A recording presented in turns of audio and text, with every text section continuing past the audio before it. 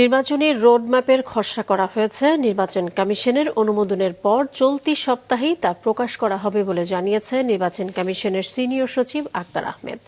রাজধানীর আগারগাঁওয়ের নির্বাচন ভবনে সাংবাদিকদের সঙ্গে আলাপে তিনি আরও বলেন, রোডম্যাপ বিষয়ে এ সপ্তাহে একটি কর্মপরিকল্পনার কথা বলা হয়েছিল, এটি সমন্বয় করা হচ্ছে।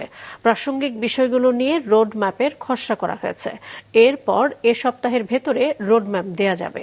সংসদীয় আসনের সীমানা পুনর্বিন্যাস বিষয়ে তিনি বলেন, এক্ষেত্রে পাওয়া আপত্তিগুলোর শুনানি 24 আগস্ট থেকে শুরু হবে।